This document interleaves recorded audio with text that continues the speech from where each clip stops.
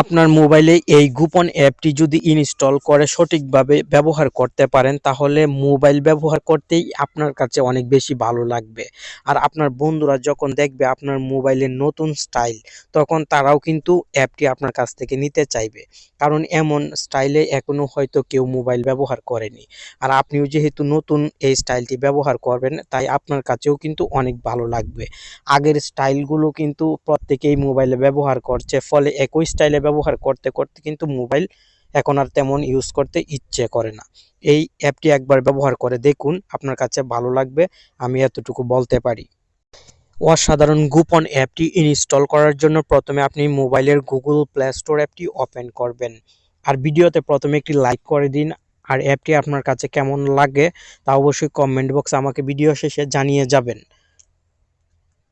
Google play স্টোরে চলে আসার পর কম্পিউটার লঞ্চার প্রো লিখে সার্চ করবেন, সঙ্গে সঙ্গে অ্যাপটি চলে আসবে। এই অ্যাপটি কিন্তু আপনাকে ইনস্টল করতে হবে। অ্যাপটি ইনস্টল হওয়ার পর ওপেন বাটনে ক্লিক করে মোবাইলের কিছু পারমিশন দেওয়ার প্রয়োজন হবে, প্রত্যেকটি পারমিশন দিয়ে দিবেন এবং এই লঞ্চার অ্যাপটিকে মোবাইলের ডিফল্ট লঞ্চার হিসেবে সেট করে দিবেন। কাজগুলো আমি অলরেডি করে রেখেছিলাম, তাই এখানে কোনো পারমিশন অথবা অ্যালাউ দেওয়ার প্রয়োজন হচ্ছে না। উপরের দিকে লক্ষ্য করলে এখানে আপনি Google apps, social media apps, user, this পিসি সহ আরও কিছু অপশন দেখতে পাচ্ছেন এবং অ্যাপ দেখতে পাচ্ছেন। আপনার মোবাইলটি কিন্তু এখন কম্পিউটারের মতন হয়ে যাবে। এই যে দেখতে পাচ্ছেন, আমি যদি গুগল অ্যাপসে ক্লিক করি তাহলে গুগলের যে অ্যাপগুলো আমার মোবাইলে ইনস্টল করা আছে প্রত্যেকটি অ্যাপ এখানে শো হবে।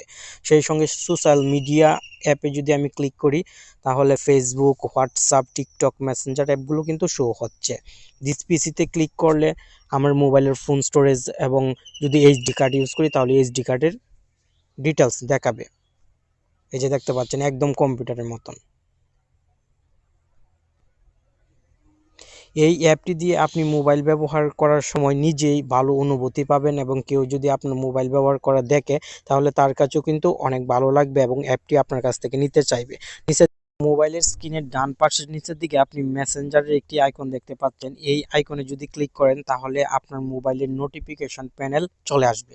আপনি এখন খুব সহজেই এখান থেকে ওয়াইফাই, ব্লুটুথ সহ সব কিছু কন্ট্রোল করতে পারবেন। মোবাইলের ব্রাইটনেস, সেই সঙ্গে ভলিউম সবকিছু কন্ট্রোল করতে পারবেন। এই অ্যাপটি আপনার মোবাইলে অবশ্যই ইনস্টল করে ইউজ করা প্রয়োজন আমি মনে করি। আমি অ্যাপটি ব্যবহার করছি, আমার কাছে অনেক ভালো লাগছে। প্রতিদিন যদি নতুন নতুন অ্যাপের সাথে পরিচিত হতে চান তাহলে আমাদের এই চ্যানেলের সাথেই আপনাকে থাকতে হবে। ভালো থাকবেন, সুস্থ থাকবেন। ধন্যবাদ।